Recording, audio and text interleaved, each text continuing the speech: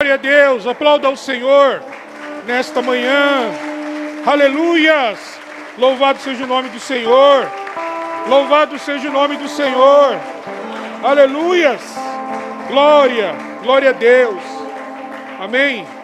Amém, igreja? Amém. A paz do nosso Senhor Jesus. Coloque a mão no teu coração, vamos orar. Senhor Deus e Pai, ouvimos os teus louvores, Senhor, que eu creio chegaram como incenso suave e agradável diante do teu altar, Senhor. Senhor, já, Senhor, estudamos a tua palavra pela manhã, Senhor. Oh, Deus maravilhoso, agora fala conosco, Senhor, através da tua palavra revelada, Senhor, aquilo que tu tem para hoje, Senhor. Senhor, usa a minha vida, Senhor, que eu diminua, o Senhor cresça, ó Pai querido. Senhor, que não venha falar nada que seja de mim, mas que seja apenas de Ti, Senhor. Senhor, tira todo o meu orgulho, Senhor.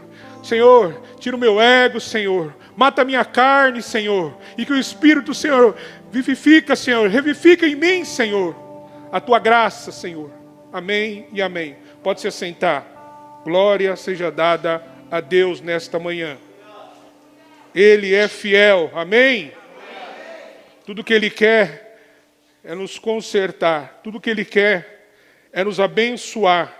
Deus não tem outro propósito a não ser abençoar a tua igreja. Não existe outro propósito diante de Deus a não ser abençoar o teu povo. E nesse caminho da bênção Ele nos ensina algumas coisas, sim. Mas saiba de uma coisa, não existe outro propósito em Deus a não ser nos abençoar. Deus se alegra quando nos vê alegres. Ele se alegra quando Ele nos vê alegres. Isso que é importante, isso que é bom, isso que é agradável, isso que é gostoso. Portanto, independente das dificuldades e do que nós estamos passando, a melhor coisa é sempre adorar o Senhor. A melhor coisa é sempre adorar o Senhor. Amém? Não se esqueça disso. Mesmo na enfermidade, na luta, na escassez, é sempre adorar o Senhor. E você deve estar pensando, pastor, por que o senhor está falando isso? Você nunca passou por escassez? Passo constantemente. Porque a gente não tem tudo aquilo que a gente gostaria de ter. E cada um tem um desejo, cada um tem uma necessidade. Aquilo que não é necessidade para você, pode ser para mim. E aquilo que é para mim, pode ser para você. Então não dá para medir. Não dá para saber. É como o nosso presbítero, nosso irmão Robson, aqui na ministração, estava falando da generosidade. Eu vi uma frase essa semana, mas acho que muitos já ouviram, já reouvi essa frase, que diz assim, que ninguém é tão rico para que não possa abençoar. E ninguém também é tão pobre que não possa dar. Então não existe essas coisas de você tem mais, você dá mais. Você tem menos, você dá menos. Isso funciona no nosso mundo terreno. Mas no mundo espiritual não funciona desse jeito. Deus não segue a lei dos homens. Os homens é que têm que seguir a lei de Deus. Guarda isso no teu coração. Deus não segue a minha lei. Eu que tenho que seguir a lei de Deus. Os meus planos e os meus propósitos não são os propósitos de Deus. Eu posso pensar, eu posso criar expectativas no meu coração, eu posso fazer tudo isso. Mas os planos e os propósitos são de Deus. Amém? Quando Judas Iscariotes deixou os 12 que Jesus escolheu, os 12 apóstolos, ministros que Jesus escolheu, ficou faltando um. E eles precisavam escolher mais um para compor esse número de 12.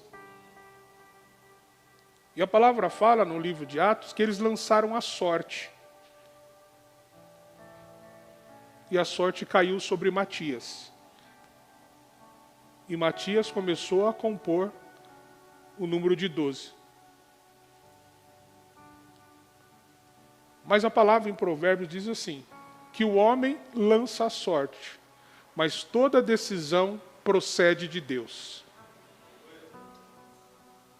Então eles lançaram a sorte ali e acharam que foi eles que escolheram, mas não foi eles que escolheram, foi Deus que escolheu. Porque nada foge ao controle de Deus, nada, nada. Por maior que seja a tua dificuldade, por maior dificuldade que você esteja vivendo hoje, por maior luta, turbulência, opressão que seja, nada foge ao controle de Deus. Que nós temos que saber e guardar no nosso coração que Deus é soberano.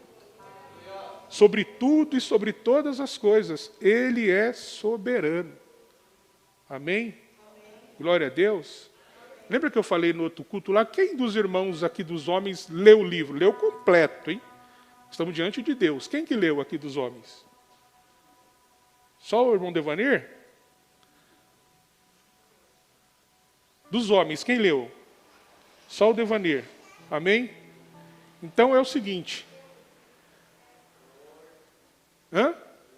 Você leu o livro completo? Glória a Deus. E aí, gostou? Gostou, Devanir? É?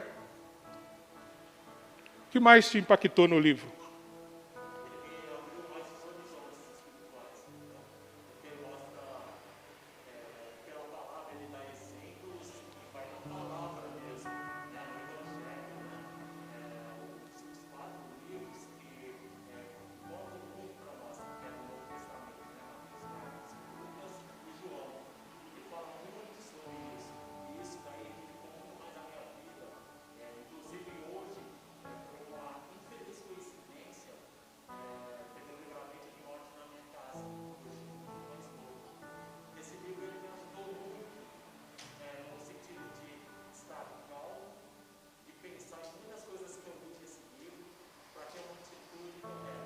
Amém.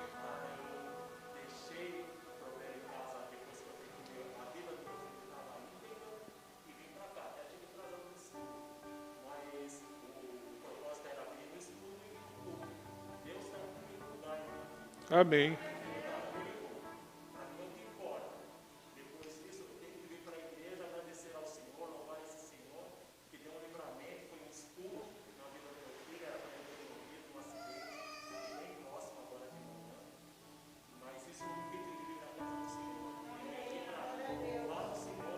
Aleluias.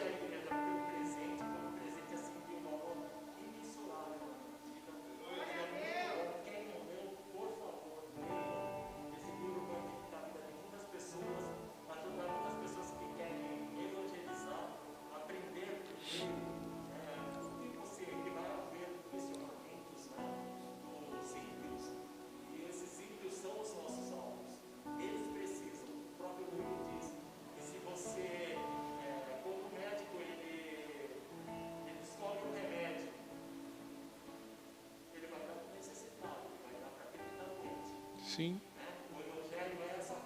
Glória a Deus.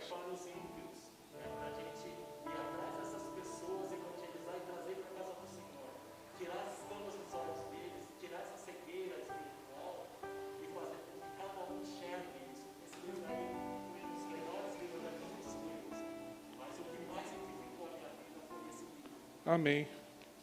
Então serviu de propósito, né? E aí, Daniel? O que você mais chamou a tua atenção?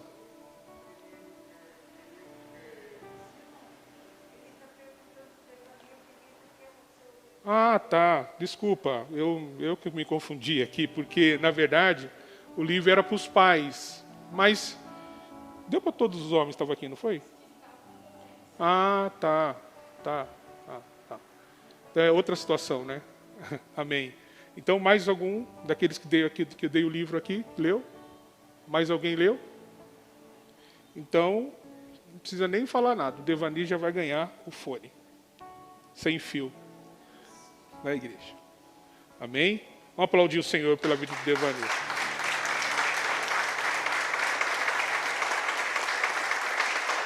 Aleluia.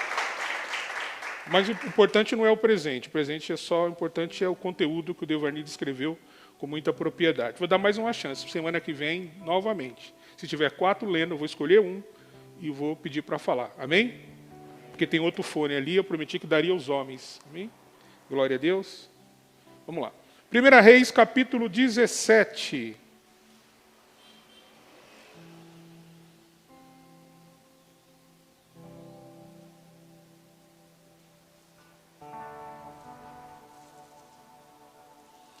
1 Reis, capítulo de número 17.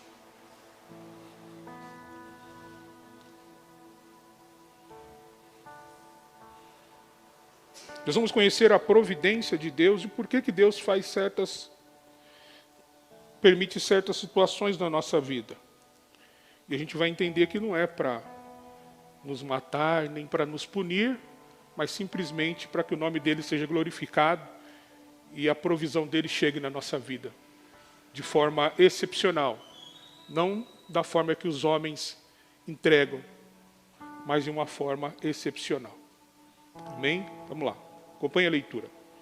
Elias, que era de Tisbe, em Gileade, disse ao rei Acabe: tão certo como vive o Senhor, o Deus de Israel, a quem sirvo, não haverá orvalho nem chuva durante os próximos anos, até que eu ordene. Então o Senhor disse a Elias: vá para o leste e esconda-se junto ao riacho de Querite, que fica a leste do rio Jordão. Beba a água do riacho e coma o que os corvos lhe trouxerem, pois eu dei ordem para levarem alimento até você. Elias fez o que o Senhor ordenou e acampou junto ao riacho de Querite, a leste do Jordão. Os corvos lhe traziam pão e carne de manhã, e à tarde ele bebia. Os corvos lhe traziam pão e carne de manhã e à tarde, e ele bebia a água do riacho. Depois de algum tempo, porém, o riacho secou, pois não caía chuva em parte alguma. Então o Senhor disse a Elias: vá morar em Sarepta, perto da cidade de Sidom. Dei ordem a uma viúva que mora ali para lhe dar alimento. Elias foi a Sarepta. Quando chegou ao portão da cidade, viu uma viúva apanhando gravetos e lhe perguntou: pode me dar um pouco de água para beber, por favor? Enquanto ela ia buscar a água, ele disse: traga-me também um pedaço de pão. Mas ela respondeu: tão certo como vive o Senhor, seu Deus, não tenho um pedaço sequer de pão em casa.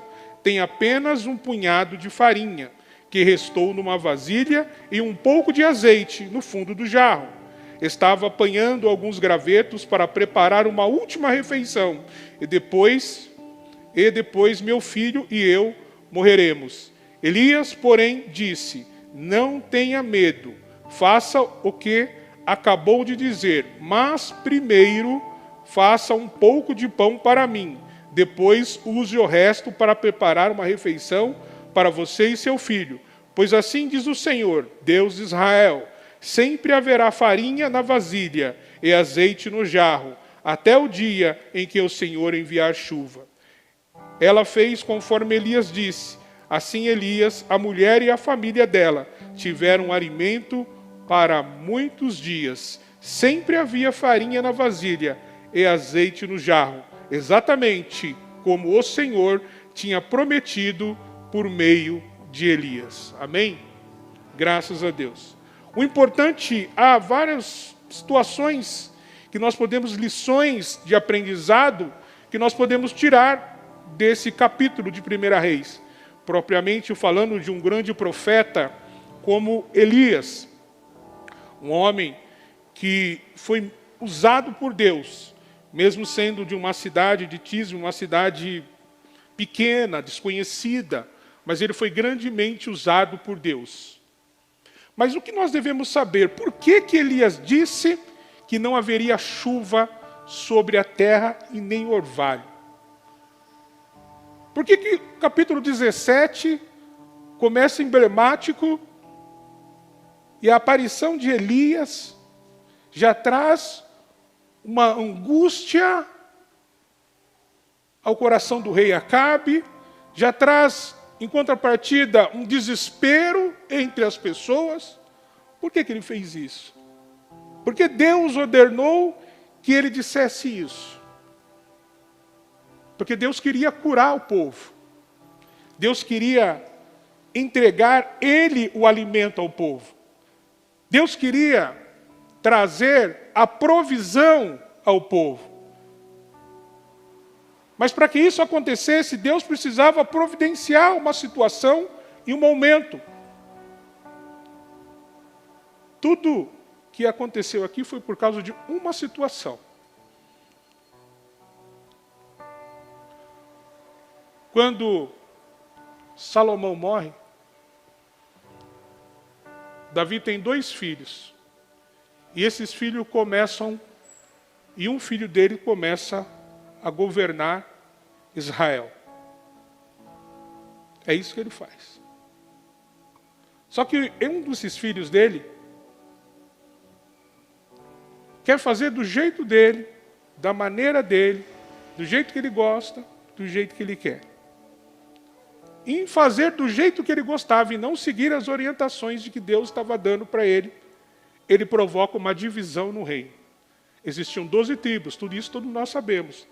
As 12 tribos dos filhos de Jacó.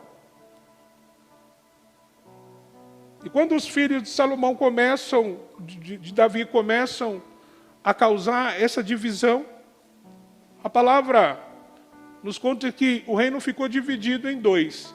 10 tribos de um lado e 2 tribos de outro. As 10 tribos foram chamadas de reino de Israel.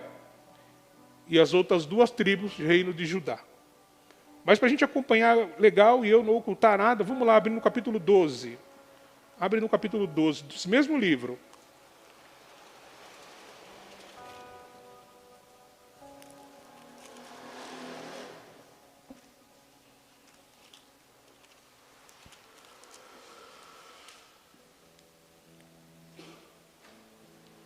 Amém? Você veja que tudo que Deus fala com a gente, Ele não fala do nada. Tudo tem uma história, um pano de fundo. Ele não sai dizendo, você vai acontecer isso com você, aquilo outro com você, simplesmente do nada. Deus está acompanhando a tua história de vida, Deus acompanha a nossa história de vida. E através desse acompanhamento é que Ele começa a fazer as obras da nossa vida. Começa a trazer as soluções para os nossos problemas. É através desse acompanhamento.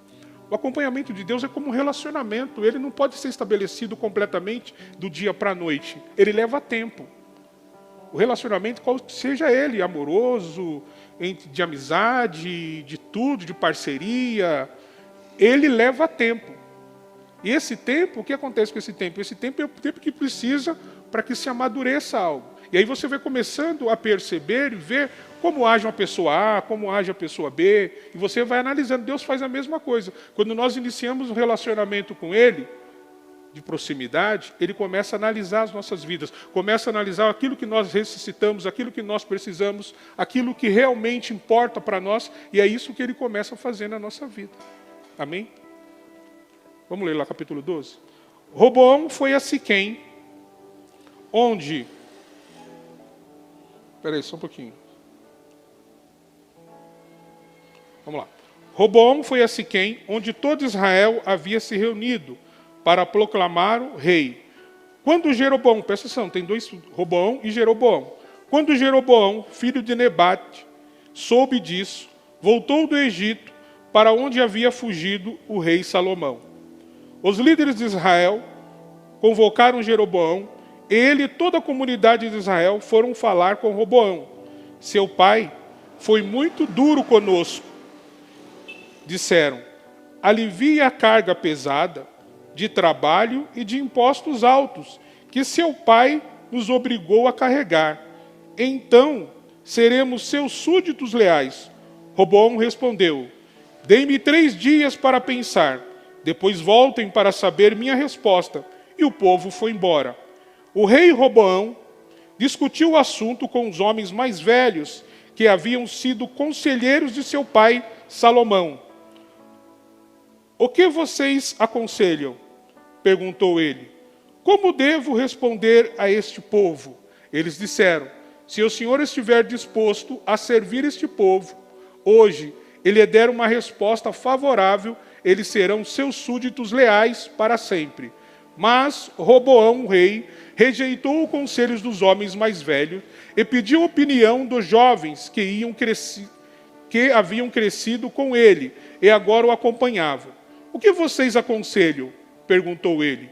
Como devo responder a este povo que deseja que eu alivie as cargas impostas por meu pai? Os jovens responderam: você deve dizer o seguinte a essa gente que diz que seu pai foi muito duro com eles e que pede alívio. Meu dedo mínimo é mais grosso que a cintura do meu pai. Sim, meu pai lhes impôs cargas pesadas, mas eu as tornarei ainda mais pesadas. Meu pai os castigou com chicotes comuns, mas eu os castigarei com chicotes de ponta de metal. 3 dias depois, Jeroboão e todo o povo voltaram para saber a decisão do rei, como ele havia ordenado. Roboão lhe respondeu com aspereza, pois rejeitou o conselho dos homens mais velhos e seguiu o conselho dos mais jovens. Disse ao povo: meu pai lhes impôs cargas pesadas, mas eu as tornarei ainda mais pesadas. Meu pai os castigou com chicotes comuns, mas eu os castigarei com chicotes de ponta de metal. Assim o rei não atendeu ao povo.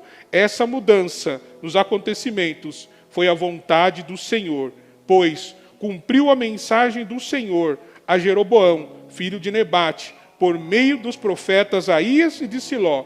Quando todo Israel viu que o rei não iria atender o seu pedido, respondeu: abaixa a dinastias de Davi, o filho de Jessé, nada tem a nos oferecer. Volte para casa, Israel. E você, Davi, cuide da sua própria casa. Então o povo de Israel voltou para casa. Roboão, porém, continuou a governar sobre os israelitas que moravam na cidade de Judá. O rei Roboão enviou Adonirão, encarregado dos trabalhos forçados, para restaurar a ordem, mas o povo de Israel o apedrejou até a morte. Quando essa notícia chegou ao rei Roboão, ele subiu rapidamente em sua carruagem e fugiu para Jerusalém. E, até hoje, as tribos do norte de Israel se recusam a ser governadas pelos descendentes de Davi. Quando o povo de Israel soube que Jeroboão tinha voltado do Egito, convocou uma assembleia e proclamou o rei sobre todo Israel. Apenas a tribo de Judá permaneceu leal à família de Davi. Vou repetir o 26, o 20, para que vocês entendam.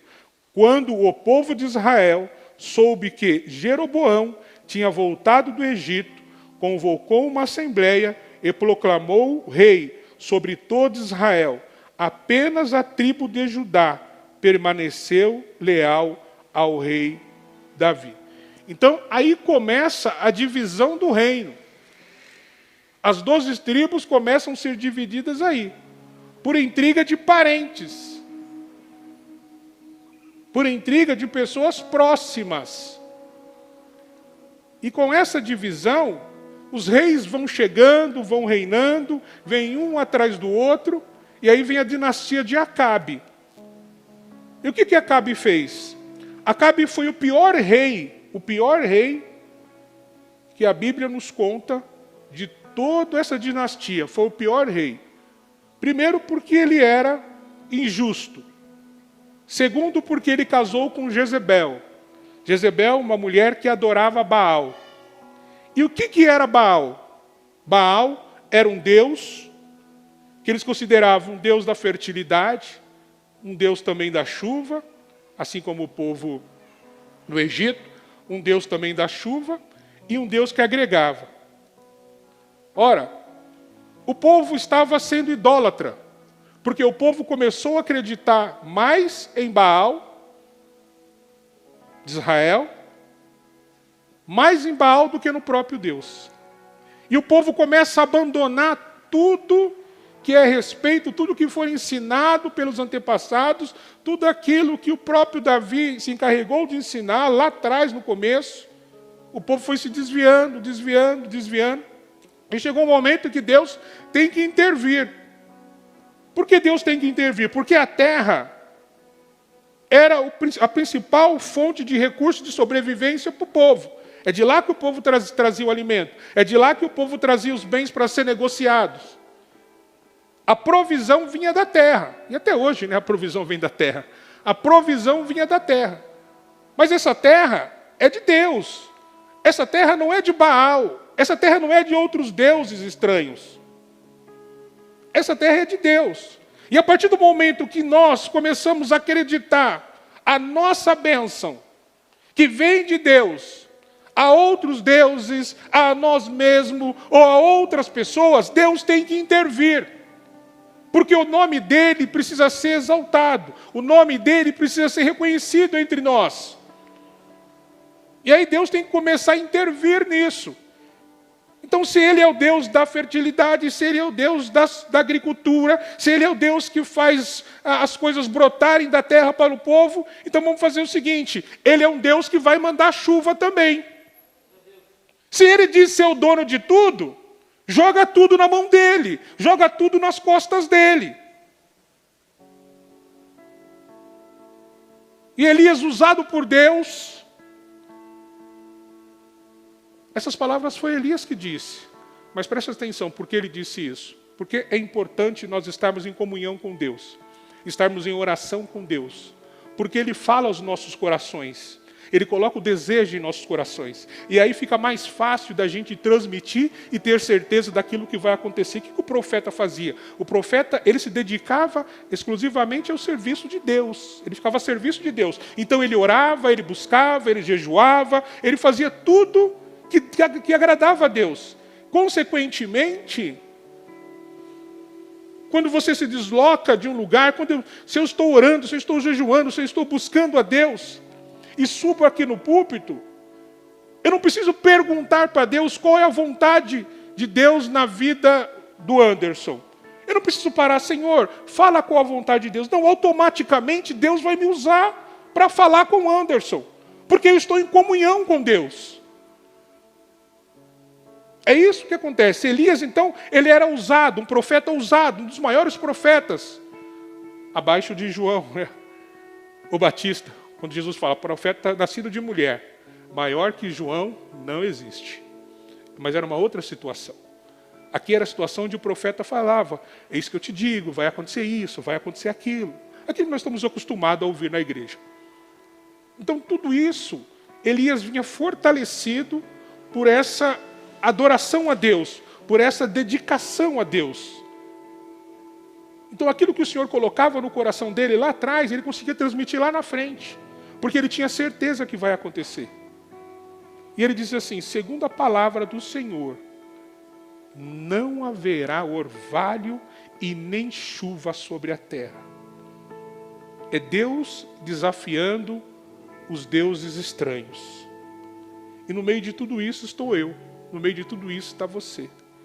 Deus, numa guerra que ele já venceu, e que ele vai vencer contra Satanás, e no meio de tudo, nós. Deus de um lado, Satanás caído do outro, e no meio, nós na terra.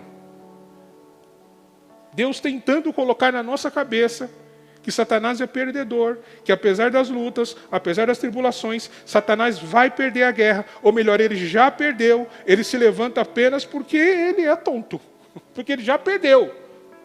Mas Deus tem que implantar isso em nós, porque Deus sabe, Jesus sabe que já venceu a batalha. E nós aparentemente também sabemos, só que nós vacilamos em não acreditar nas promessas, em não acreditar naquilo que Deus tem na nossa vida. Nós ficamos vacilantes. Então o que acontece? Deus tem que mostrar, olha, se Baal é o que dá o sustento para vocês, então fiquem com Baal, sigam Baal. Morem com Baal. E por isso que ele diz isso para Acabe. Porque Acabe, além de ser o pior rei, ele se juntou a Jezabel, que é adoradora de Baal. Então, agora eles estão juntos, se uniram numa só carne, eles estão juntos. Só que as trevas, se você não tomar cuidado, né, as trevas vão prevalecer sobre a luz. Não que elas prevaleçam, mas na nossa vida. Porque o que diz a palavra? Que os filhos das trevas são mais prudentes que os filhos da luz. Por quê? Porque nós damos lugar e as trevas prevalecem na nossa vida, não no reino de Deus. Na nossa vida elas acabam prevalecendo, porque nós damos esse espaço. E o que está acontecendo com o povo? O que aconteceu com Acabe, um rei dessa dinastia? O que está acontecendo com o povo? As trevas estão prevalecendo, a idolatria está chegando, os outros deuses estão invadindo, e Baal, sendo o principal deles, já tomou conta da cabeça de quase toda a população. E aí Deus tem que intervir. Irmão, sabe de uma coisa? Satanás está aqui, Deus está aqui e você está aqui nesse meio. Se você é fiel a Deus, se você ora, se você busca, Satanás pode até tentar te derrubar. Satanás pode até tentar entrar na sua mente. Ele não tem poder de ler, mas tem poder de entrar. Satanás pode até dizer para você, você é um perdedor. Satanás pode até dizer para você, você não vai conseguir, você não vai vencer, os seus filhos vão perecer, o seu emprego você vai ser mandado embora, aquele concurso não vai acontecer, aquela prova já era, os seus filhos e as suas filhas não serão vitoriosos. Ele pode até tentar introduzir isso, você não será vitorioso, ele pode até tentar, mas Deus vai intervir para que isso não aconteça na tua vida. Deus vai intervir para que você seja bem-sucedido. Deus vai intervir para que Ele veja um sorriso nos teus lábios. Deus vai intervir para que Ele veja uma alegria no seu rosto. Deus vai intervir para que Ele veja a tua família curada, a tua família restaurada. Porque no meio dessa batalha, saiba de uma coisa, Jeová sempre vai vencer. Sempre. Sempre. Lembra que nós lemos aqui no 12? Quando o povo soube disso tudo, o povo quis se levantar. Mas tudo estava nas mãos de Deus. Todo o propósito era de Deus. Por quê? Lá atrás também já estava uma bagunça. Deus não é a favor da divisão. Deus não é a favor disso. Abre a tua Bíblia em Mateus, para você vai ver que Deus... Mateus, capítulo 12. Vamos lá. Mateus, capítulo 12. Evangelho de Mateus, capítulo 12.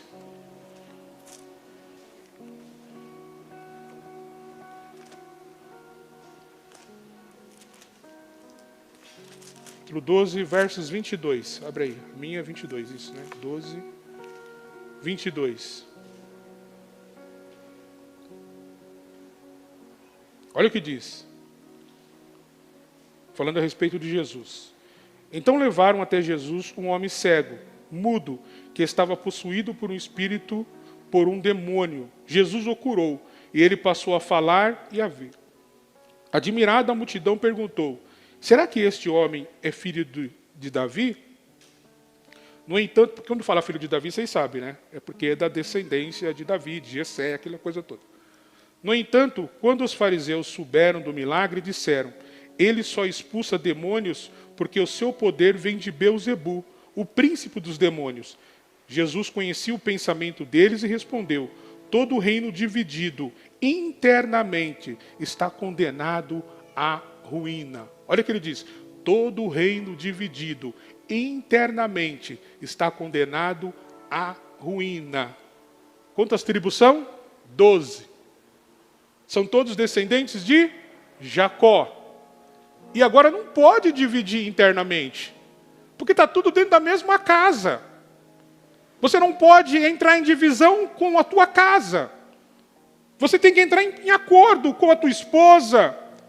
Primeiro lugar, depois com os filhos. E não o inverso disso. Entra de acordo com os filhos e deixa a esposa de lado.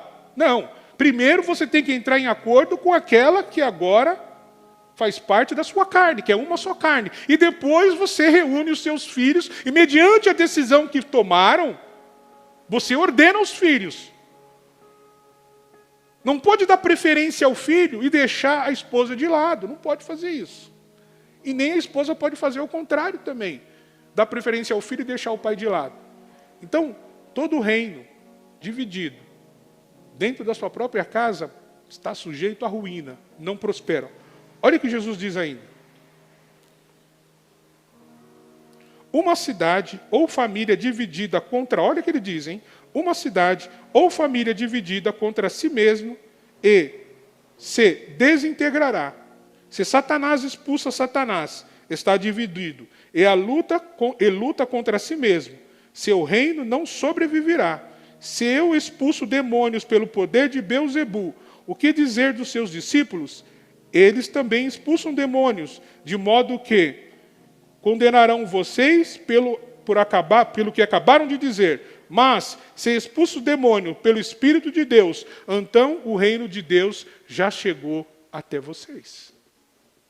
Percebe que há uma bênção aí? Quando a casa não está dividida, o reino de Deus chega na casa. E quando o reino de Deus chega na casa, é só bênção sobre bênção.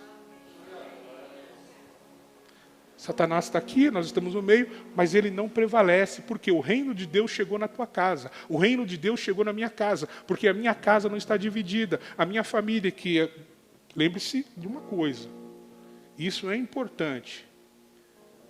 Deixará o homem, pai e mãe, e vice-versa, e unir-se-á a uma mulher. Presta atenção. E aí vocês vão formar uma família. Deixar não é abandonar o pai e a mãe. É dar os cuidados necessários que precisa dar. Só que eu não posso deixar a minha mãe intervir no meu relacionamento com a minha esposa e nem com os meus filhos. Ela pode dar conselhos, mas eu não posso deixar. E eu não posso deixar também meu pai entrar no meio de tudo. Porque agora eu já sou um homem, agora eu já compus uma família. E as determinações têm que ser vindo da minha casa. Gostando ou não, minha mãe tem que concordar. Concordar não, tem que aceitar, gostando ou não. Porque se você começa a fazer o inverso disso, você vai dividir a sua casa. E se você dividir a sua casa, irmão, a palavra vai pegar você. O reino dos céus não está dentro da tua casa. Logo o seu reino não subsistirá. Porque o reino dos céus se apartou da tua casa. O que está acontecendo aqui? Pastor, dando tanta volta, estou explicando para vocês o que está acontecendo aqui, nessa divisão aqui, e nessa idolatria a outros deuses, é que o reino dos céus está se afastando da dinastia dos filhos de Jacó. Está se afastando das tribos. Está se afastando, porque Deus não coopera, não corrobora com a divisão, não colabora e não corrobora com a divisão. Amém? Você tem que colocar no teu coração uma coisa nessa manhã, nesse domingo, no culto da família. No culto que serve para você. Por isso que é diferente dos outros cultos. Coloca no teu coração e diz, na minha casa não pode haver divisão. Na minha casa não pode haver divisão. Entre eu, a Paulo, o Rodrigo e a Sofia, não pode haver divisão. Não pode. Se você não é casado, aí você está na casa da sua mãe e do seu pai. Agora, se você é casado e tem filhos, ou se você é sem filhos também, é a mesma coisa. Vocês agora são uma só carne e formam uma família. Eu não posso deixar as pessoas entrar e fazer o que quer. Acontece que às vezes a gente é mole, né? A gente é devagar e deixa. Quando a gente deixa, você vai ver, lá na frente a gente vai ter consequências grandes, porque a palavra vai pegar em nós. Voltando para Elias. O que Deus faz então? Deus, já sabendo o que viria sobre a vida de Elias, através desta palavra que ele deu, Deus já prepara Elias para viver uma vida de provisão. Deus já prepara Elias para que nada falte a ele. Deus já prepara Elias para um novo ciclo da vida dele. A partir do momento que eu lançar uma palavra sobre a vida do Anderson, de bênçãos, ele já começa a viver um novo ciclo da vida dele. E eu também começo a viver um novo ciclo. Porque, olha a responsabilidade. Aí daquele que disseram que eu não disse, ou acrescentar uma vírgula à minha palavra. Aquilo que eu disse para ele, vai refletir na vida dele. E vai reverberar para a igreja. Amém? Vai refletir na vida dele e vai reverberar para a igreja. Aquilo que eu disse para ele. Consequentemente, o que acontece? O que acontece quando o som reverbera? Como que está aí? Ele ecoa, ele vai e volta. Então, o que vai acontecer? A palavra vai pegar eu também. Olha a responsabilidade que eu tenho. Olha a responsabilidade que eu fiz quando eu lancei uma palavra sobre a vida dele, reverberou sobre a vida de vocês e voltou para mim. Olha a responsabilidade que eu estou agora. Um novo ciclo da minha vida vai começar agora. Por quê? Porque Satanás, ele vai tentar me desacreditar. Mas eu sou como Elias. Digamos assim, eu estou na presença de Deus, eu estou orando, eu estou jejuando, eu estou buscando, eu estou em comunhão com Deus. Eu estou com meu coração voltado para Deus. Não sou perfeito, nós não somos perfeitos, mas nós estamos voltados para o Senhor. E a partir desse momento que nós estamos voltados para o Senhor cria como se fosse uma bolha de proteção em nós. Não digamos que essa bolha não entra situações difíceis, entra sim, mas o Senhor cria essa bolha. Então o que ele faz para Elias? Ele não manda Elias para o Jordão, porque o Jordão é o principal rio de abastecimento. Deus manda Elias para um braço do Jordão. Porque Elias não pode ficar no centro da confusão. Elias tem que ficar afastado agora, porque a tua vida começa a ter um novo capítulo. Então o Senhor disse para Elias: vá para o leste, ao contrário, e esconda-se junto ao riacho de Querite, que fica ao leste do rio Jordão. Beba da água do riacho, e come o que os corvos lhe trouxerem, pois eu dei ordem para levarem alimento até você. Não tenha medo de abrir a tua boca dentro da tua família. Não tenha medo de derramar bênçãos na tua família. O inimigo vai ficar atrás de você para tentar derrotar você, para tentar fazer com que você não seja esse homem que lançou a bênção sobre a tua família. Mas Deus vai separar você, como Deus separou Elias. Então o que Deus faz? Manda ele totalmente ao contrário da situação. Mas a chuva, a partir daquele momento não desce mais chuva. Elias vai tomar água o quê? O braço que sai do Jordão, que vai até Querite, é lá que Elias vai tomar água. Mas se ele tomar água, se a terra já não dá mais nada, o que ele vai comer? Ele vai comer da provisão de Deus. Assim como no deserto, o povo comia o pão que Deus dava. Quando eles pediram carne, o que Deus deu para ele? Codornizes, não é isso? Quando eles pediram carne. E deu em abundância. Só disse para eles, não pode guardar. Provisão, irmão, momento de provisão não é momento que guarda. Provisão, porque se você guardar a provisão, ela não deixa de ser provisão. De Deus. Qual que é a provisão de Deus? É o dia a dia. Qual que é a provisão de Deus? É aquilo que Ele traz dia a dia. Quando nós estamos com dificuldade e não temos em abastança, nós temos que acreditar mais na provisão de Deus. Mas não acreditar assim, Deus me deu hoje, como será amanhã, não. Acreditar que a provisão de Deus vem dia a dia. Elias estava bebendo da água daquele riacho, mas ele precisava comer. E Deus mostrou a soberania dele, quando ele pegou as aves, uma ave de rapina, é isso? Uma ave de rapina para trazer alimento para Elias. E olha a sabedoria de Deus. Urubu, corvo, não sei se é a mesma família, mas é o que importa. Que tipo de alimento que eles comem? Estragado, né? Em decomposição, não é isso? Carniça, no dito popular. Deus está mandando carniça para Elias? Deus está mandando carniça para Elias? Não. Deus está mandando carne e pão, não é isso? Aquelas aves, elas pegavam carne e pão, não em decomposição, nem estragado, e levavam para Elias. Mas elas não comiam, porque aquele não é uma cadeia alimentar delas. Veja o trabalhar de Deus, irmão. Veja em detalhes o trabalhar de Deus. Deus pegou alguém, vamos dizer dessa maneira, para levar a provisão para você, e Ele não vai roubar a sua provisão, porque não faz parte do alimento dele.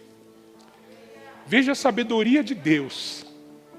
Ele não vai roubar a sua provisão, porque não faz parte do alimento dele. Tudo que Deus faz é perfeito.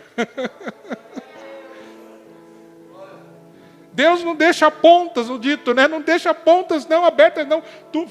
Tudo que Deus faz é perfeito. Porque se Deus manda, um cara que come, um animal, uma ave que seja, que come carne fresca, o que ia acontecer com Elias? Ele ia ficar sem comida. Porque antes de chegar a provisão, alguém ia comer a provisão. Quando você é generoso, como o presbítero Robinson falou, Deus é generoso com você também. Não é uma questão de troca, não. É uma questão de saber viver a provisão de Deus. Não é troca. É saber viver o momento. É saber viver a provisão que Deus tem. Deus tem provisão de estudo? Tem. Deus tem provisão de universidade? Tem. Deus tem previsão de portas de emprego? Tem. Deus tem previsão de vendas crescendo? Tem. Esta é a provisão de Deus. Deus tem a provisão de ver seu projeto constituído, formado, em pé. Ele tem essa provisão para nós. Deus tem provisão no relacionamento? Tem, entre pais e filhos, esposo e marido, marido e esposa. Ele tem essa provisão para nós. Mas é preciso que nós entendamos. Elias vai dizer, lá na frente, ele vai contar umas histórias, e a gente não vai entrar lá, Mas na frente do texto, quando vai acabar, ele fala, poxa, vou fugir, porque eu falei o que Deus mandou e agora estou sendo perseguido. Isso é natural do ser humano. Elias não era santo, irmão. Elias era homem como nós, não era santo. Apenas buscava a Deus diferente de muitos de nós, ou diferente até de mim mesmo. Que não busco com esse afinco. O afinco que eu deveria buscar, eu não demonstro às vezes. Aquilo que eu deveria fazer, eu não faço. Não é isso? E quando a água seca, a provisão dos corvos também acaba. E agora? E agora? A água secou, porque não tem chuva. O Jordão seca, o braço que vai para ele também seca. Seria se ver numa situação onde tudo acabou, onde tudo terminou. Essa é a situação que Elias está vivendo agora. Aí Deus fala para ele de novo, eu sou o Deus da provisão, Elias. Igreja, Deus está falando conosco. Eu sou o Deus da provisão. Eu sou o Deus da provisão, Elias. Não é do jeito que você quer, mas é do jeito que eu quero, mas você não vai passar necessidade, não vai passar vergonha por aquilo que você disse da minha parte, você não vai ficar sozinho, você não vai ter solidão, porque eu estarei contigo e vou preparar para ti o que é necessário.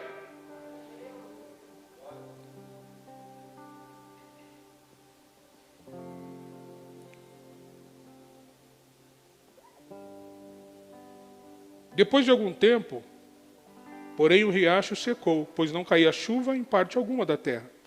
Então o Senhor disse para Elias, vá morar em Sarepta, perto da cidade de Sidom. Dei ordem a uma viúva que mora ali, para lhe dar alimento. Deus fala para ele, agora Elias, você vai para outra cidade. Primeiro eu te mandei para Sidom, agora você vai para Sarepta, que é perto de Sidom, certo? Isso? Agora você vai viver em outra cidade. E Deus não faz surpresa com Elias. Deus manda Elias para lá, diferente de quando Deus falou para Abrão sair do meio da parentela e peregrinar numa terra que ele não conhecia. E Deus, quando ele saiu para peregrinar, Deus não disse nada para ele, lá vai ser isso, vai ser aquilo, não. Sai do meio da tua parentela e vai peregrinar numa terra que você não conhece. É diferente, Deus está dizendo para Elias, você vai para Sarepta e lá, Elias, sem surpresa nenhuma, eu vou providenciar uma viúva para te sustentar. A gente vê a grandeza, trabalhar e a vontade de Deus sobre as nossas vidas, de que nós não pereçamos, mesmo diante de uma terra seca, mesmo diante de um céu que não cai chuva, mesmo diante de uma terra que não tem orvalho. Deus sabe da nossa necessidade, sabe o que nós precisamos, entende a nossa vida, porque Elias tinha relacionamento com Deus. Se eu tiver relacionamento com Deus, Deus vai entender a minha situação de uma forma diferente, como Ele está entendendo a de Elias. E a primeira coisa que diz o texto, que Elias está com sede.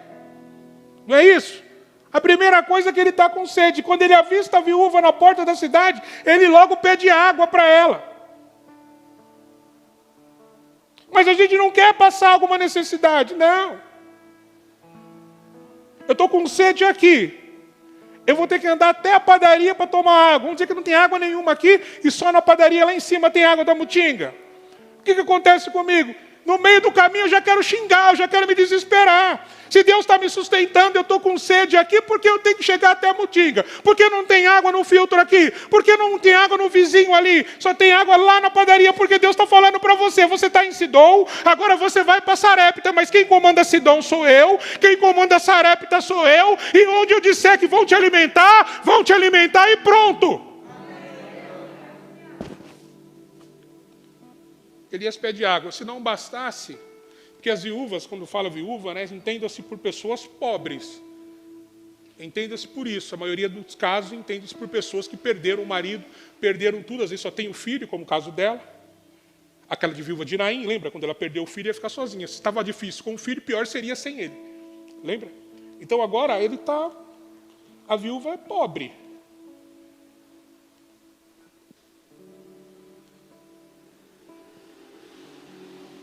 Ele está numa cidade chamada Sarepta. Alguém tem alguma descrição de Sarepta aqui dentro? Alguém tem? Tem, Cid? Oi?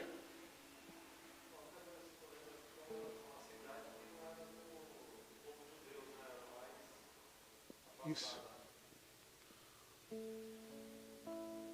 Sarepta é uma cidade escura. Uma cidade de, vamos dizer nos dias de hoje, como se fosse uma carvoaria. Era isso que era Sarepta. Muita pedra, muito rochosa. Era assim que era Sarepta. Por isso que as pessoas que habitavam lá eram pessoas pobres, porque também não tinha como fazer na vida. E ele se depara com aquela mulher. Quando ele pede água, ele também tem fome. Ele fala, eu também quero alguma coisa para comer. Eu também quero tomar alguma coisa, porque eu quero tomar, mas também quero comer alguma coisa. Se aquela viúva já não tem quase nada, imagina agora. Vamos seguir o texto. 17:10. Elias foi a Sarepta quando chegou ao portão da cidade e viu uma viúva apanhando gravetos. Ele perguntou, pode me dar um pouco de água para beber, por favor? Enquanto ela ia buscar a água, ele disse, traga-me também um pedaço de pão. Mas ela respondeu, tão certo como vive o Senhor, seu Deus, não tem um pedaço de pão sequer, não tem um pedaço sequer de pão em casa. Tem apenas um punhado de farinha que restou numa vasilha e um pouco de azeite no fundo do jarro. Estava apanhando alguns gravetos para preparar uma última refeição, e depois meu filho e eu morreremos. Elias, porém, disse, não tenha medo, faça o que acabou de dizer, mas primeiro faça um pouco de pão para mim. Mais uma vez, né? Elias está sendo audacioso. Nós, bonzinhos, quando Deus prepara a providência e fala para a gente, ó, vai lá. Aí você olha assim e você fala, Senhor, ele está pior que eu. Eu vou buscar providência num lugar que está pior que a minha vida. Será que o Senhor não está entendendo, Deus, o que está acontecendo comigo? Estou dizendo que esses pensamentos passou na cabeça de Elias, estou eu parafraseando e dizendo de mim. Será que o Senhor está olhando e não está vendo o que eu estou passando? Você vai mandar eu buscar num lugar mais pobre ainda? Sabe por que Deus faz isso com a gente às vezes? Para mostrar a mão dele e o poder dele. Deus podia dar um jeito, preparar uma, sei lá, outro tipo de gente com grana, tal, e sustentar Elias, podia mostrar, mas Deus queria mostrar para Elias que no deserto sou eu que mando, aleluia. Quem manda no deserto é Deus, irmão. Se Deus mandou você no deserto, você passar pelo deserto, mas quem manda no deserto é Deus. Quem traz provisão é Deus, não é Baal, não é outro Deus, não é ninguém. Quem manda no deserto, quem manda numa cidade que não sou rochosa, que não dá nada, é Deus. Deus manda naquilo que Ele criou, naquilo que Ele formou, naquilo que Ele fez. Ele manda. Como se Deus estivesse dizendo para nós, ó, quem manda naquela viúva sou eu. Quem manda na provisão sou eu. E Elias cheio de Deus, cheio, capacitado de Deus, transbordando de Deus. Ele diz, faz tudo o que você falou, mas primeiro prepara para mim. Se nós somos nós, a gente fala, não. Então come que eu vou passar fome. Come você e o seu filho, tadinho do filho dela. Tadinho da mulher que é mais velha que ele. Essa é a situação que vem na nossa mente. E essa é a situação que Jesus fala na palavra, que a gente tem que cuidar bem do órfão e da viúva. Ele ia falar, não, mas o homem de Deus, irmão, ele tem audácia, ele tem intrepidez. Ele fala aquilo que vem ao coração dele, mas não aquilo que vem da carne, aquilo que vem do Espírito para o coração dele, aquilo que vem de Deus para o coração dele. O Espírito Santo de Deus se comunica com o nosso espírito e cabe a nós desenvolver isso e sair falando. Assim que é a profecia. Então Elias falou, primeiro prepara para mim. Primeiro para mim. Imagina a cabeça daquela mulher. Olha lá, vamos lá. Depois, use o resto para preparar uma refeição para você e seu filho. Pois assim diz o Senhor, Deus de Israel, sempre haverá farinha na vasilha e azeite no jarro, até o dia em que o Senhor enviar a chuva. O que é mais bonito desse texto é que o Senhor, Ele dá o começo, o meio e o fim. Queria nós recebeu uma promessa de Deus, e Deus disse assim, é amanhã, é segunda, é dia 20. Queremos nós receber uma promessa do Senhor. E Ele dizia assim para nós, isso vai ficar na tua vida até acontecer isso. Irmão, eu ia dormir feliz, tranquilo e contente. Porque eu falei, daquele dia não vai passar, eu já sei o dia. E Deus falou para Elias. Porque quando Deus fala que não vai chover, Deus não, nós conhecemos o período porque lemos na palavra. Mas Deus não diz, vai ficar 3 anos e meio, vai ficar 3 anos. Ele não diz nada, Ele falou, o período que eu determinar. Mas aqui nesse caso, Deus não está falando para ele. Então, Elias, no período, até vir chuva, fala para essa viúva aí, que ela vai ter farinha e vai ter azeite, e nada vai faltar. Lembra, ela só tinha um pouco, lembra? Ela só tinha um pouco que ia fazer para o filho morrer. Mas quando ela faz para Elias, quando a gente faz para o Senhor, a provisão ela se torna diária. E ela vem com abastança, mas não é para você guardar, ela vem lá do alto. Então todo dia aquela mulher olhava para a panela, eu creio assim, ela olhava para a panela e via farinha. Todo dia ela olhava para o jarro e via o azeite, porque era a provisão de Deus. E a provisão de Deus é assim, é dia a dia. Quando é abundante, guarda no celeiro, mas quando é provisão, ela é dia a dia, para nós acreditarmos. Então ela olhava lá, irmã, e via. Ela olhava lá, meu irmão, e via que dia a dia tinha alimento, que a panela, a farinha não acabava, o azeite não acabava. E eu até acredito que o filho dela até engordou comendo bolo pra caramba. Desculpa, pra caramba. Né? Comendo muito bolo. Eu acho que ele até engordou. Comeram muito pão. Antes eles eram paupérrimos.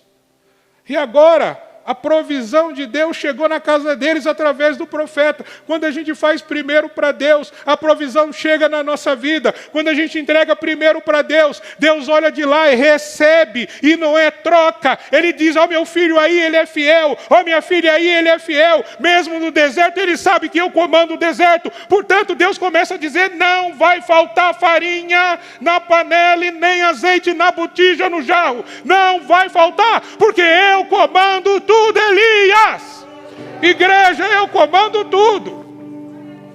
Eu comando a tua vida, eu comando a tua empresa, eu comando os teus negócios, eu comando a tua família, porque na tua casa não há divisão. Aqui não tem divisão. Elias agora faz parte da família. Elias agora, aquela mulher não é mais sozinha. Tem Elias ali, comendo todo dia, mas olha, não está fazendo diferença nenhuma. Porque a palavra foi determinada, enquanto não vier chuva, o alimento vai ter constante. Ninguém vai quebrar isso. A mulher podia ficar chateada, podia ficar brava, tal, mas enquanto não vir chuva, o alimento vai ter diário. Vamos seguir lá para terminar. Ela fez conforme Elias disse, assim Elias, a mulher e a família dela tiveram alimento por muitos dias. Sempre havia farinha na vasilha e azeite no jarro, exatamente como o Senhor tinha prometido por meio de Elias. Algum tempo depois, o filho da mulher ficou doente. Foi piorando e por fim morreu. Disse ela a Elias, homem de Deus, o que você me fez? Veio para lembrar-me dos meus pecados e matar meu filho? Elias, porém, respondeu, dê-me seu filho. Olha a situação. Ela já ia morrer, certo? Ela mesmo disse que nós vamos fazer um pouquinho para o meu filho, vamos comer e vamos morrer. Elias chegou, a provisão chegou. Eles estão fartos de comer. Agora o menino adoece. Elias não tem nada a ver com isso. Aí que nós devemos tomar cuidado com essa ingratidão. No meio da provisão, você pode ter vontade de comer carne, como o povo estava no deserto e queria comer carne. Deus mandou carne. Mas falou para ele, vou mandar tudo, mas não guarda, é provisão, é dia a dia. Se guardar, vai estragar. Ou não estou lembrado agora, se guardava por um dia, não sei, não lembro. Mas assim, não podia acumular. Vamos falar assim para a gente simplificar. Não podia acumular, porque se acumular, acaba. Agora o filho morre, fica doente, morre, e a culpa é de Elias. E ela diz, o que você veio fazer para mim? Eu já não disse que estava em situação difícil, você veio lembrar os meus pecados, as minhas dores, e agora tirar a minha vida, a vida do meu filho? É isso que você veio fazer aqui, Elias?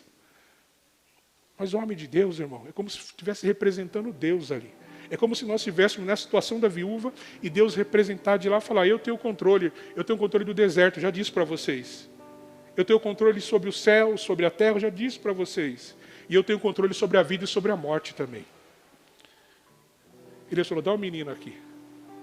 Olha o homem de Deus. Podia ter falado, não, chama os irmãos para a gente orar. Chama, como diz a palavra, né? Chama os presbíteros da igreja. Vamos orar, os santos. Vamos ungir com óleo. E ele será curado. É o que diz na palavra. No Novo Testamento. Mas não, Deus falou, traz o menino aqui. Que eu estou cheio de Deus, eu estou transbordando, eu estou com azeite saindo pela cabeça. Traz o menino aqui. Mas Elias ele não se gaba, ele vai, ora a Deus, chama o menino, pega o menino, vai lá para o quarto. Sobe com o menino, só ele e o menino. Fecha a porta e tenho certeza que ora a Deus. Tenho certeza que dentro de Elias, ele deve ter falado com Deus. Deus, essa palavra que essa mulher disse, que eu vim trazer destruição para a vida dela. Não menosprezando a mulher. Caia por terra agora em nome de Jesus. Toda vez que alguém chegar na tua vida e disser, ou foi injusto com aquilo que você fez, e disser, olha, você veio aqui, no começo estava bom, mas agora está uma droga. Você tem que quebrar isso em nome de Jesus, porque você é servo de Deus, você é homem de Deus, você é mulher de Deus, e onde você chega, onde você pisa, Deus te dá por herança, e onde você coloca a mão, Deus faz prosperar. Porque você não é qualquer pessoa. Elias não era qualquer pessoa. Vamos lá. Elias, porém, respondeu, dei-me seu filho. Tomou o corpo do menino nos braços dela, carregou-o para o andar de cima, onde estava hospedado, e pôs na cama dele. Então Elias clamou ao Senhor, lembra que eu falei, orou? O Senhor, ó Senhor meu Deus, por que me trouxestes desgraça a esta viúva, que me recebeu em seu lar, e fizesse o filho dela morrer? Em seguida, Elias se deitou sobre o menino 3 vezes e clamou ao Senhor, ó Senhor meu Deus, por favor, permita que a vida volte a este menino. O Senhor ouviu a oração de Elias e o menino voltou a viver. E Elias levou-o para baixo e entregou à mãe. Veja, seu filho está vivo. Disse ele. Então a mulher disse a Elias, agora tenho certeza que você é um homem de Deus e que o Senhor verdadeiramente fala por seu intermédio. Lembra os detalhes. Elias ora ao Senhor. Então não fica pensando que as coisas é imediata. Elias ora ao Senhor, diz um motivo, entre aspas, ele resume o que a mulher disse para ele, diz para Deus, e eu tenho certeza que Deus já está colocando no coração de Elias. Elias, pega esse menino, leva lá para o teu quarto, fecha a tua porta, porque em secreto você ora, mas publicamente eu vou revelar. Amém? Entra no teu quarto, fecha a tua porta, ora em secreto, porque você ora em secreto e publicamente Deus revela na tua vida. Foi isso que Elias fez. Mas Elias foi a primeira vez, né? Deitou sobre o menino, tal.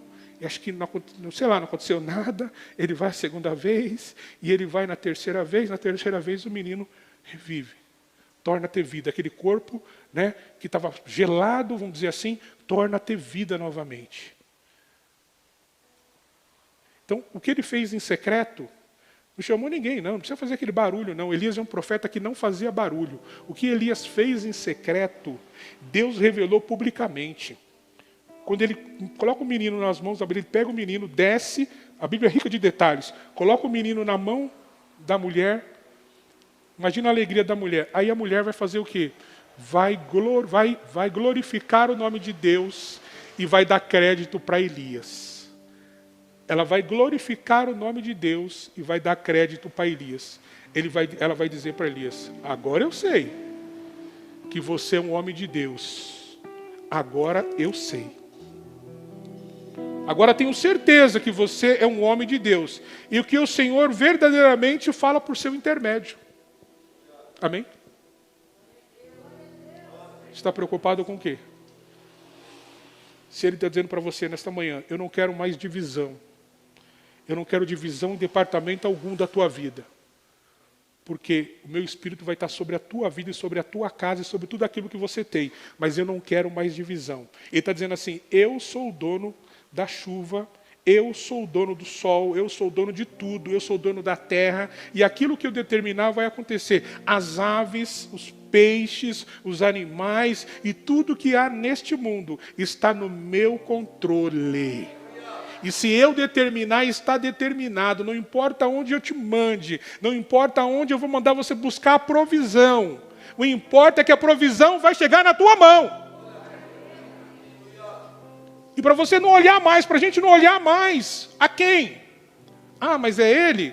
Não é que é ele não, é que Deus está mandando ir nele, e se você for nele, Deus vai declarar a palavra sobre a tua vida, e vai fazer o quê? Com que você seja reconhecido como Elias foi, como homem de Deus, diante daquela viúva, porque ele obedeceu, porque ele tinha comunhão com Deus, porque ele orava, porque ele buscava, porque ele estava na presença de Deus, o Espírito do Senhor Deus estava sobre ele, e o Espírito do Senhor Deus fazia com que ele falasse aquilo que era a vontade de Deus. Se o Espírito de Deus estiver sobre mim, irmão, a vontade de Deus vai prevalecer na minha vida. Eu vou abrir a boca, eu vou falar, e as coisas vão acontecer como estava acontecendo com Elias. A dificuldade de ser alimentado por corvos, ir num riacho pequeno, numa cidade pequena, e depois chegar numa cidade onde a viúva, coitada, não tinha nada, mas Elias fez tudo conforme Deus falou. E Elias agora está tirando o quê? Ele está tirando a divisão. Ele está tirando a divisão do meio da situação. Ele está falando, olha, Deus tem o controle de tudo, seu filho ressuscitou porque Deus é na minha vida, a provisão chegou porque Deus é na minha vida. Então Elias, de certa maneira, começa a declarar, através dos atos dele, a grandeza de Deus. E quando a gente declara, quando a gente exalta, quando a gente declara, quando a gente glorifica esse Deus, ele começa a demonstrar a grandeza dele na nossa vida. E hoje não vai ser diferente. Deus vai mostrar a grandeza dele na nossa vida. As pessoas vão olhar para nós, aqueles que estão ao nosso lado, e vão ver, verdadeiramente, eu reconheço Deus através da tua vida. E para que isso aconteça, milagres têm que começar a acontecer. Eu tenho que começar a abrir a minha boca, eu tenho que começar a profetizar, eu tenho que começar a louvar, eu tenho que começar a adorar, eu tenho que começar a dizer, Deus é Deus e não muda. Aleluia. Vamos aplaudir o Senhor nesta manhã. Vamos ficar de pé. Aleluia. Oh, aleluia.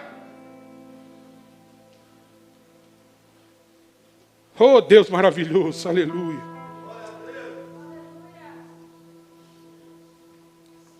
Oh, aleluia.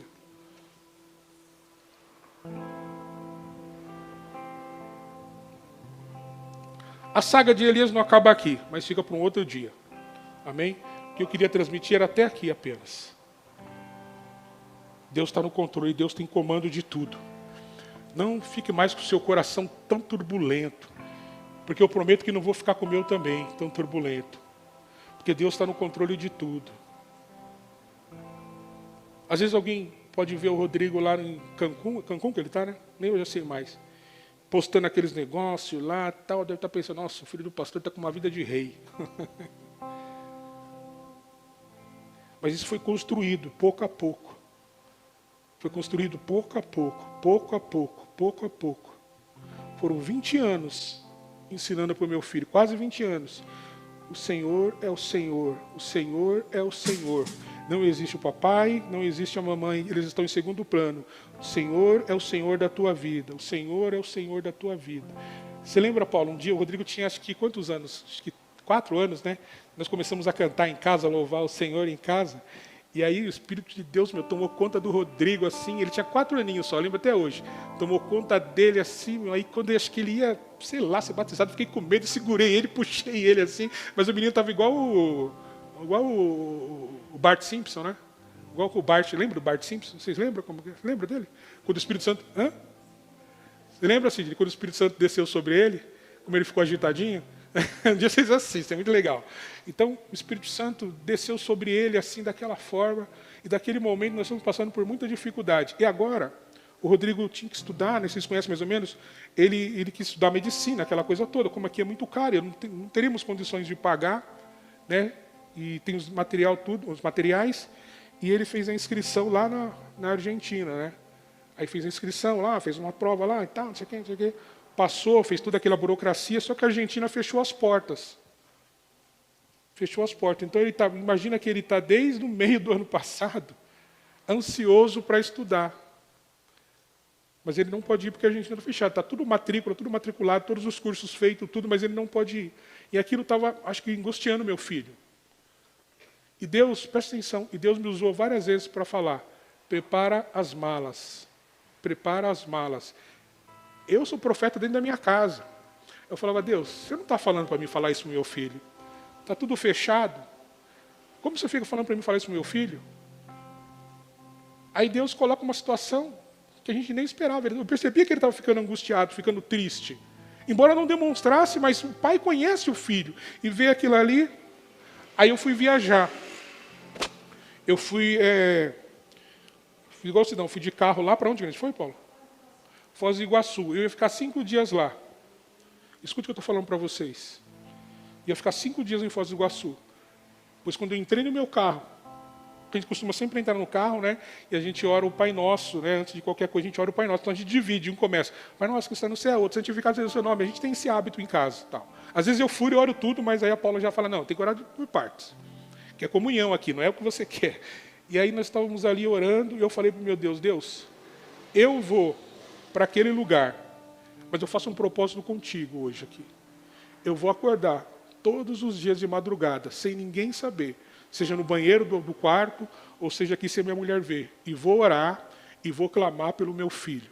Eu não quero nada, eu só quero que o Senhor cuide do meu filho, só isso. E o que eu fazia, irmão? Cansado de passear, sem cansaço. Acordava 3h30, 4 horas da manhã, dobrava o joelho no quarto. Às vezes a Paula estava lá, não queria mostrar para ela, ia para o banheiro, dobrava o joelho lá e falava, Deus, Deus. Eu só conseguia sair isso. Deus, Deus, olha o meu filho, Deus, olha o meu filho, Deus. Só conseguia falar isso, conseguia falar isso. Aí nós voltamos para casa e eu pensei, a fronteira vai abrir, a fronteira continua fechada. Eu falei, Deus, como a gente vai fazer agora? E eu vendo um menino naquele estado. Aí minha mãe vai para a Bahia. E lá Deus dá vitória para ela. E ela fala assim, eu quero ir para os Estados Unidos. Mãe, mas só que você tem que fazer quarentena no México. Coitada da minha mãe. Não sabe nem falar espanhol, nem nada. Aí ela olha para o Rodrigo e fala, você não quer ir comigo? Quando ela falou isso, eu enchi de alegria, porque eu estava orando para Deus, preparar algo para ele, porque diz que a fronteira vai abrir em janeiro, né? Então, quando for em janeiro, já pode ir direto para a faculdade de medicina que ele tem lá a matrícula. Aí eu falei, Deus, mas como que eu vou fazer? Aí o Senhor falou assim, você não orou para mim dar um escape para o teu filho, para tirar teu filho dessa angústia? Pois eu sou o Deus que tenho o controle de tudo. Eu sou o Deus que sou dono do ouro e da prata. Eu sou o Deus que faço. Eu sou o Deus que vou dar estratégia. Eu sou o Deus que vou levantar. Eu sou o Deus que vou levar. E aí, irmão, Deus foi providenciando tudo, até as passagens que ele comprava. É inacreditável, porque comprava tudo e saiu muito menos do que eu esperava. Vamos lá, vamos falar os números lá, 25 mil e saiu menos que 15.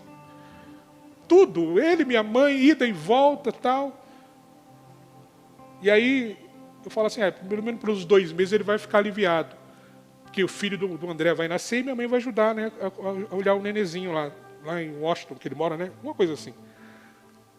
Aí, minha mãe falou assim, sabe o que é? Acho que eu quero ficar 6 meses. Eu falei, mãe, você deixa o Rodrigo ficar comigo 6 meses?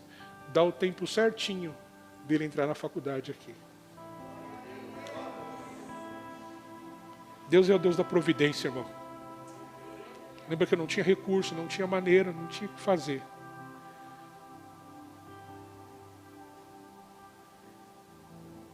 Aí eu vendi o meu carro, que eu tinha comprado só 6 meses. Mas eu falo bem baixinho para ele não ouvir.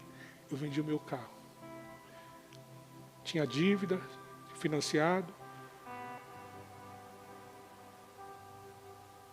Eu comprei ele em dezembro. Eu vendi agora, o mês passado. O rapaz pagou apenas 2 mil a menos do que eu tinha pagado quando eu comprei ele em janeiro.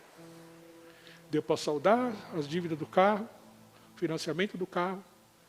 Deu para comprar dólar. E falar, meu filho, vive a vida, vive a promessa de Deus. Aleluia. Porque na nossa casa, por mais que o inimigo tente, não pode haver divisão. A sua alegria é a alegria da Paula, a minha e da Sofia. Vai chegar o dia da Sofia e ela vai viver as experiências dela com Deus. Irmão, Deus está aqui neste lugar, representado na figura do Espírito Santo. Ele está dizendo: eu sou o Deus da provisão. Eu estou passeando aqui neste lugar e eu estou dizendo: tudo está no meu controle. E se eu disser que não vai faltar nada, não vai faltar nada. Se eu disser que as coisas vão continuar, as coisas vão continuar.